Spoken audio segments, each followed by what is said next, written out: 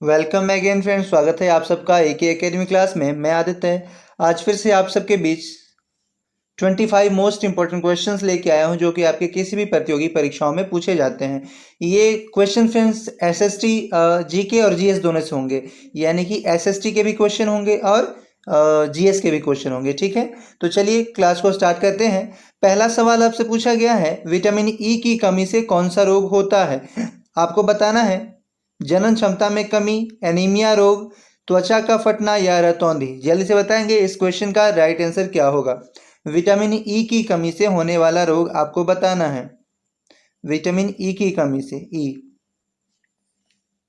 तो फ्रेंड्स यहाँ पे जो इस क्वेश्चन का राइट आंसर होगा वो होगा जनन क्षमता में कमी, यानी option number A would be the right जवाब। और यहाँ पे एक बात और आपको ध्यान में रखना है कि एनीमिया रोग जो है यह B6 की कमी से होने वाला रोग है। एनीमिया B6 की, विटामिन B6 की कमी से होने वाला रोग है कौन? एनीमिया और चर्म रोग, ये दोनों विटामिन B6 की कमी से होता है। और यदि हम बात करते हैं बेरी बेरी की, तो बेरी बेरी विटामिन B1 की कमी से होता है। जैसा कि आप सभी लोग जानते हैं, विटामिन B1 की कमी से या बी की कमी से बेरी बेरी नामक रोग होता है।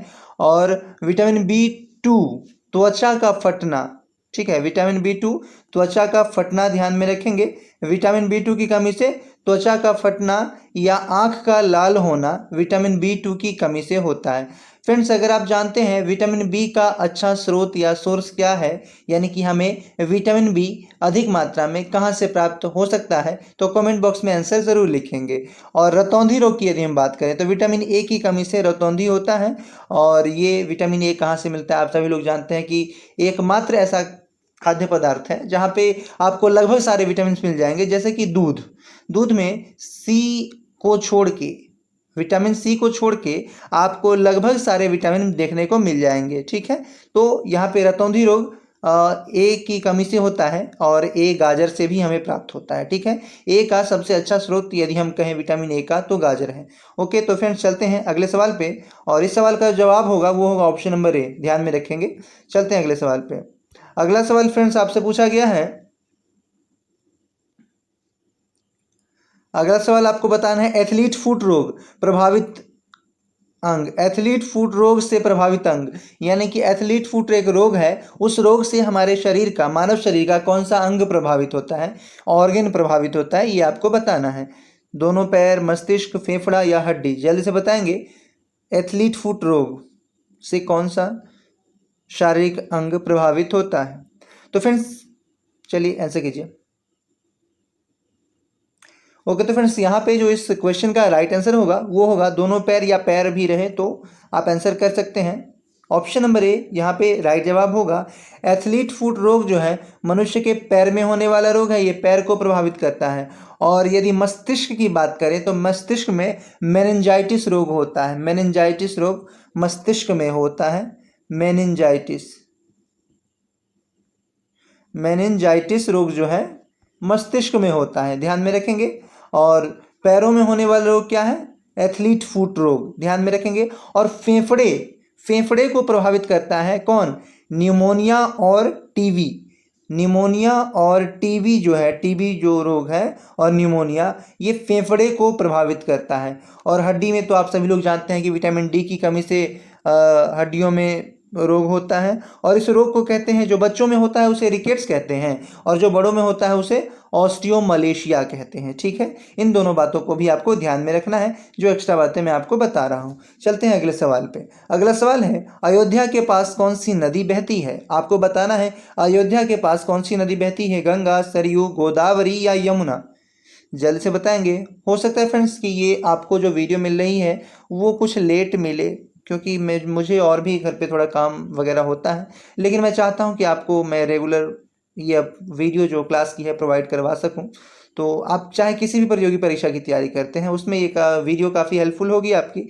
अगर आप सीटेट की भी तैयारी करते हैं तो उसमें भी काफ़ी हेल्पफुल होगा। ठीक है, तो ऐसा नहीं सोचे कि ये किसी भी कहने का मतलब होता है किसी भी। सीटेट की भी अगर प्रतियोगी परीक्षा की तैयारी करते हैं तो उसमें भी काफ़ी हेल्पफुल होगा आपका ये साइंस या एसएसटी। ठीक है, तो आप ये क्लास कर सकते हैं। तो यहाँ पे अयोध्या के पास कौन सी नदी बहती है, तो सबसे पहले जो अयोध्या की बात आई है, अयोध्या, आखिर अयोध्या कहाँ है? ठीक है, तो ये यूपी में है, यानी कि उत्तर प्रदेश में पड़ता है अयोध्या, और यह सरयू नदी के किनारे बसा है। आपसे पूछा जा सकता है कि अयोध्या जो है, जो कि एक धार्मिक स्थल माना जाता है, अयोध्या आप सभी लोग जानते हैं, और क्यों जाना जाता है? अगर आप जानते हैं तो कमेंट बॉक्स में आंसर जरूर लिखेंगे। अयोध्या जो कि एक धार्मिक स्थल जाना के रूप में जाना जाता है, क्यों जाना जाता है? वैसे अयोध्या सरयू नदी के किनारे स्थित है, ये आपको याद रखना है। इसका अयोध्या का जो शाब्दिक अर्थ यदि हम देखें, अयोध्या जो शब्द है, इस अयोध्या का शाब्दिक अर्थ यदि देखें तो इसका अर्थ होता है जिसे युद्ध से प्राप्त नहीं किया जा सकता। यह एक धार्मिक स्थल है, जैसा कि मैंने आपको बताया, और इसका शाब्दिक अर्थ होता है अयोध्या का जिसे युद्ध से जीता या विजित नहीं किया जा सके। ठीक है, इसे मनु ने बसाया था। मनु एक व्यक्ति थे, इन्होंने ही इस अयोध्या शहर को बसाया था, ध्यान में रखेंगे, और इसे कौशल जनपद के नाम से भी जाना जाता है। तो इन सारी बातों को आपको ध्यान में रखना है। चलते हैं अगले सवाल पे। फ्रेंड्स, अगला सवाल आपसे पूछा गया, भारत का सबसे छोटा प्रदेश कौन सा है? सबसे छोटा, यानी कि क्षेत्रफल की दृष्टि से सबसे छोटा पूछा गया है। जल्दी से बताएंगे। मानचित्र भारत का आपके सामने है। राजस्थान, बिहार, गुजरात या गोवा? ओके, तो फ्रेंड्स इस सवाल का जवाब बहुत ही आसान है, और आपके सामने जब मानचित्र दिखाया ही गया है तो आप देख सकते हैं कि ये सारे जो कलर्ड हैं, कलर्ड पार्ट हैं, ये रंगीन जो भाग हैं पूरे, ये सारे राज्यों को दर्शाने के लिए उपयोग में लाए गए हैं सारे कलर्स। यहाँ पे आप देख रहे होंगे, यहाँ का ये जो क्षेत्र है इसे गोवा कहा जाता है। ठीक है, और यह जो गोवा है यही भारत का सबसे क्षेत्रफल की दृष्टि से सबसे छोटा राज्य माना जाता है, या यूँ कहा जाए कि सबसे छोटा प्रदेश माना जाता है। तो आपको ध्यान में रखना है कि गोवा यहाँ पे इस क्वेश्चन का राइट जवाब होगा। आपसे सीटेट की परीक्षा में पूछा जाता है कि गोवा जो है, गोवा का पड़ोसी राज्य कौन सा है? तो यहाँ पे आप गोवा का ये महाराष्ट्र कह देंगे, और यहाँ पे कर्नाटका कह देंगे। ठीक है, गोवा का पड़ोसी राज्य है महाराष्ट्र और कर्नाटक, ध्यान में रखेंगे। और चलते हैं अगले सवाल पे। और यह भी पूछा जा सकता है फ्रेंड्स, यहाँ पे एक सवाल तो मैंने छोड़ ही दिया, आपसे यह पूछा जा सकता है कि ये जो गोवा है, एक मिनट, ये जो गोवा आप देख रहे हैं, ये गोवा आखिर किस सागर के तट पे बसा है? तो ये अरब सागर है। ठीक है, गोवा अरब सागर के किनारे बसा है। ठीक है, चलते हैं अगले सवाल पे और देखते हैं हमारे क्लास का अगला सवाल आपके सामने है। ध्वनि की अधिकतम गति होती है किस में? इस्पात, लकड़ी, पानी या स्टील में? जल्दी से बताएंगे। ध्वनि की गति अधिकतम होती है किस में? ओके फ्रेंड्स, तो यहाँ पे आपको ध्यान में रखना है कि ध्वनि की जो गति अधिकतम होती है वह इस्पात में होती है। ठीक है, अगर आप जानते हैं इस्पात में भी कौन सा इस्पात, तो कमेंट बॉक्स में ज़रूर लिखेंगे। अगर आप साइंस के स्टूडेंट हैं तो ज़रूर आप कमेंट बॉक्स में आंसर करेंगे। ठीक है, तो यहाँ पे इस्पात ध्यान में रखना है। इस क्वेश्चन का जो राइट जवाब होगा वो होगा इस्पात, यानी ऑप्शन नंबर ए यहाँ पे सही जवाब है। और ध्वनि की गति की यदि हम बात करें तो नमकीन पानी में ध्वनि की गति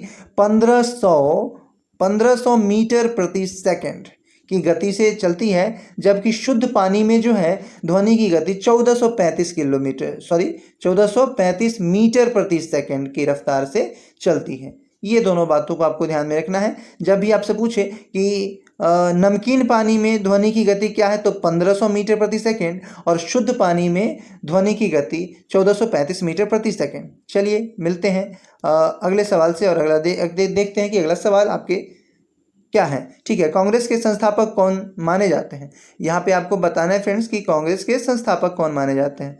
कांग्रेस जो कि एक राजनीतिक पार्टी है, और ये हमारी देश की स्वतंत्रता के पूर्व की पार्टी है, यानी कि हमारा देश जब स्वतंत्र नहीं हुआ था उसके पहले की ये पार्टी है। आखिर बताना है कि कांग्रेस की स्थापना संस्थापक कौन माने जाते हैं। ओके, तो यहाँ पे जो फ्रेंड्स इस सवाल का जो सही जवाब होगा वो होगा A.O. ह्यूम, यानी कि ऑप्शन नंबर बी यहाँ पे सही जवाब है। Option number B, A.O. Hume ने कांग्रेस की स्थापना की थी और 28 दिसंबर 1885 को कांग्रेस ये जो A.O. ह्यूम है इन्होंने कांग्रेस की स्थापना की थी। ठीक है, और कांग्रेस एक राजनीतिक पार्टी है जैसा कि आप सभी लोग जानते हैं। और चलते हैं अगले सवाल पे देखते हैं, और यहाँ पे महात्मा गांधी की बात आ गई है, तो महात्मा गांधी, इन्हें राष्ट्रपिता भी कहा जाता है और 2 अक्टूबर 1869 को महात्मा गांधी जी का जन्म हुआ था। ये तो आप सभी लोग जानते ही हैं, गुजरात के पोरबंदर में इनका जन्म हुआ था। और चलते हैं, इनकी माता पुतलीबाई थी, ये सारी बातें। और पत्नी कस्तूरबा गांधी थी। ये महात्मा गांधी जी के 4 बेटे थे, हरिलाल, मणिलाल, रामदास, देवदास। ये सारी बातें भी आपको ध्यान में रखनी है। चलिए अगला सवाल है, भारतीय संविधान की 8वीं अनुसूची में कितनी भाषाएं शामिल हैं? जल्दी से बताएंगे। भारतीय संविधान की 8वीं अनुसूची में कितनी भाषाएं हैं? और फ्रेंड्स, ये जो सवाल है ये आपके किसी भी प्रतियोगी परीक्षा में के लिए बहुत ज़्यादा इंपॉर्टेंट है, ठीक है। इसलिए इसको याद ही कर लेंगे आप कि भारतीय संविधान की 8वीं अनुसूची, पहले ये कि भाषा का जिक्र भारतीय संविधान की 8वीं अनुसूची में है। यहाँ से 8वीं अनुसूची आपको ध्यान में रखना है। 8वीं अनुसूची में क्या है? भाषा का जिक्र है, ठीक है, भाषा का जिक्र है 8वीं अनुसूची में। और दूसरा क्या कि कितनी भाषाओं का जिक्र है, तो यहाँ पे 22 भाषाएं ध्यान में रखना है। प्रारंभ में जो भाषाएं थी इनकी संख्या 14 हुआ करती थी, बाद में 22 हो गई, ठीक है।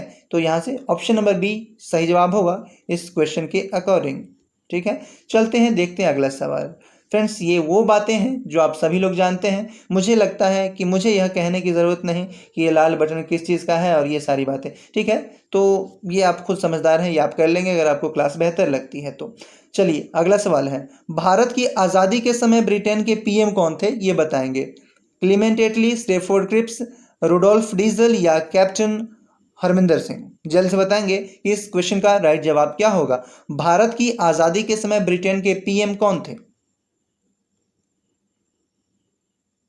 ओके, तो फ्रेंड्स यहाँ पे जो इस सवाल का जवाब होगा वो होगा क्लीमेंट एटली। ध्यान में रखेंगे, क्लीमेंट एटली यहाँ पे सही जवाब होगा। क्लीमेंट एटली यानी ऑप्शन नंबर ए यहाँ पे राइट जवाब है, ठीक है। फ्रेंड्स, इसी प्रकार से आप लोग बने रहिए और देखते हैं हमारे क्लास का अगला सवाल। अगला सवाल क्या दिया गया है, और मैं आप सभी से एक बात के लिए रिक्वेस्ट करना चाहूँगा कि अगर आपको वीडियो में दिए गए कंटेंट समझ में आते हैं, अच्छे लगते हैं, तो प्लीज़ अपने दोस्तों के बीच इस वीडियो को शेयर ज़रूर करें। चलिए देखते हैं अगला सवाल। अगला सवाल आपकी स्क्रीन पे है। आपको बताना है भारत का राष्ट्रपति बनने हेतु न्यूनतम उम्र सीमा क्या निर्धारित की गई है? जल्दी से बताएंगे। राष्ट्रपति के संदर्भ में मैंने अभी आपसे कल ही जिक्र किया था, राष्ट्रपति के बारे में बहुत सारी बातें, और मैंने इस बात का भी शायद जिक्र किया ही था। तो जल्दी से बताएंगे कि न्यूनतम उम्र क्या निर्धारित की गई है किसी भी व्यक्ति को। एक तो ये कि भारत का राष्ट्रपति कोई भी व्यक्ति बन सकता है, ये बात आपको ध्यान में रखना है। और उसके पास लोकसभा का सदस्य होने की योग्यता वो रखता हो, और 15,000 रुपये ज़मानत की राशि हो। ये सारी बातें मैंने आपको कल बताई थी। और मैंने यह भी बताया था कि राष्ट्रपति का जो वेतन होता है प्रति माह 5 लाख रुपया होता है। ये बात आप सभी लोग जानते ही हैं, और नहीं जानते तो याद रख लेंगे कि राष्ट्रपति का वेतन 5 लाख रुपया प्रति माह और उपराष्ट्रपति का 4 लाख रुपया प्रति माह होता है, ठीक है। तो यहाँ पे जो इस सवाल का जवाब होगा वो होगा 35 वर्ष, यानी ऑप्शन नंबर बी यहाँ पे सही जवाब होगा। ऑप्शन नंबर बी, ठीक है, ऑप्शन नंबर बी सही जवाब है। 35 ईयर्स ओल्ड, ये वर्ग नहीं वर्ष होगा, ठीक है, वर्ग नहीं होगा, वर्ष होगा। ध्यान में रखेंगे फ्रेंड्स, वर्ष, 35 ईयर्स, ठीक है। भारत के राष्ट्रपति नियुक्त होने के लिए 35 ईयर्स ओल्ड व्यक्ति होना चाहिए, और अधिकतम कितना होना चाहिए इसका कोई जिक्र हमारे इंडियन कॉन्स्टिट्यूशन में नहीं है, ठीक है। चलते हैं, देखते हैं हमारे क्लास का अगला सवाल। अगला सवाल आपकी स्क्रीन पे है। आपको बताना है मानस वन्य जीव अभ्यारण्य कहाँ स्थित है? उत्तराखंड, असम, जम्मू कश्मीर, बांग्लादेश? जल्द से बताएंगे इस क्वेश्चन का राइट जवाब क्या होगा। मानस वन्य जीव अभ्यारण्य या उद्यान कहाँ स्थित है? ओके, तो फ्रेंड्स इस जो क्वेश्चन का राइट आंसर होगा वो होगा असम। ध्यान में रखेंगे, असम में है मानस वन्य जीव उद्यान या अभ्यारण्य, ठीक है। Option number B would be the right जवाब। और यदि हम बात करें जम्मू कश्मीर की, जम्मू कश्मीर में दाची गामा मरुस्थल पाया जाता है। ध्यान में रखेंगे, दाची गामा मरुस्थल, दाची गामा मरुस्थल कहाँ पाया जाता है? जम्मू कश्मीर में पाया जाता है। ध्यान में रखेंगे। और चलते हैं, देखते हैं हमारे क्लास का अगला सवाल। अगला सवाल है पश्चिम बंगाल का प्रमुख खनिज उत्पादक नहीं होगा, प्रमुख खनिज उत्पाद क्या है? ठीक है, पश्चिम बंगाल का प्रमुख खनिज उत्पाद क्या है? ध्यान में रखेंगे, ये उत्पादक नहीं है, उत्पाद क्या है? ठीक है, जल्दी से बताइए, पश्चिम बंगाल का, वेस्ट बंगाल का प्रमुख खनिज उत्पाद क्या है? ओके फ्रेंड्स, यहाँ पे जो सबसे राइट जवाब होगा वो होगा कोयला। ध्यान में रखेंगे, इस सवाल का जो राइट जवाब होगा वो होगा कोयला। पश्चिम बंगाल का प्रमुख खनिज उत्पाद है कोयला। ठीक है, कोयला कितने प्रकार का होता है? जैसे कि एंथ्रासाइट, लिग्नाइट, पीट और एक और होता है, और एक क्या होता है आप कमेंट बॉक्स में ज़रूर लिखेंगे। चलिए देखते हैं अगला सवाल। अगला सवाल आपकी स्क्रीन पे है, आपको बताना है मानव द्वारा प्रयुक्त पहली धातु का नाम बताना है। वह धातु जिसको मानव ने सबसे पहले प्रयोग में लाया, उस धातु का नाम आपको बताना है कि उस धातु का नाम क्या होगा। आपके पास समय है आंसर करने के लिए। ओके फ्रेंड्स, तो इस सवाल का जो राइट जवाब होगा वो होगा तांबा। तांबा ऐसा ये धातु था जिसको मानव ने क्या किया, सबसे पहले प्रयोग किया। ठीक है, प्रयोग में लाया। और यदि कांसा की बात की जाए, कांसा तो इसमें है ही नहीं। कांसा की यदि हम बात करते हैं तो कांसा तांबा एवं टीन का मिश्रण होता है। कांसा कांसा जो होता है तांबा एवं टीन का मिश्रण होता है। तांबा एवं टीन का मिश्रण होता है कांसा, ध्यान में रखेंगे। और धातु धातु युग का प्रारंभ यदि हम बात करें, ये जो धातु मानव ने प्रयोग करना प्रारंभ किया, यह नवपाषाण काल में होना प्रारंभ हुआ था। नवपाषाण युग में बाद ही नवपाषाण युग के बाद ही विश्व के कई सारे देशों में मानवीय संस्कृति में सभ्यता ने प्रवेश किया। सभ्यता आप सभी लोग जानते होंगे, जैसे कि भारत में हड़प्पा सभ्यता आपको देखने को मिल सकती है, और इराक में मेसोपोटामिया की सभ्यता देखने को मिल सकती है इत्यादि, और भी है चीन की सभ्यता है। तो ये सारी सभ्यताएं कौन, नवपाषाण काल के उपरांत ही आपको देखने को मिलती है। ठीक है, चलते हैं फ्रेंड्स अगले सवाल पे और देखते हैं अगला सवाल। अगला सवाल आपसे पूछा गया, हड़प्पा स्थल की खोज किसने की थी? तो खोज की थी, किसने नहीं पूछा है, खोज की, हड़प्पा स्थल की खोज। हाँ, खोज कब हुई यह आपको बताना है। जल्द से बताएंगे, आपको तिथि केवल बतलानी है, और अगर आप जानते हैं कि किसने की थी तो कमेंट बॉक्स में ज़रूर लिखेंगे।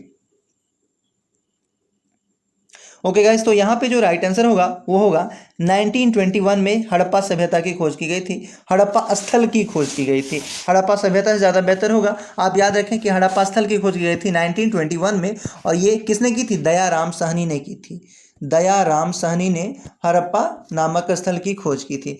और यदि हम बात करें राखलदास बनर्जी ने, तो मोहनजोदड़ो की खोज की, मोहनजोदड़ो की खोज राखलदास बनर्जी ने की थी, और ये 1922 में की थी। ठीक है, राखलदास बनर्जी ने मोहनजोदड़ो की खोज की थी। ठीक, चलते हैं अगले सवाल पे और देखते हैं हमारे क्लास का अगला सवाल।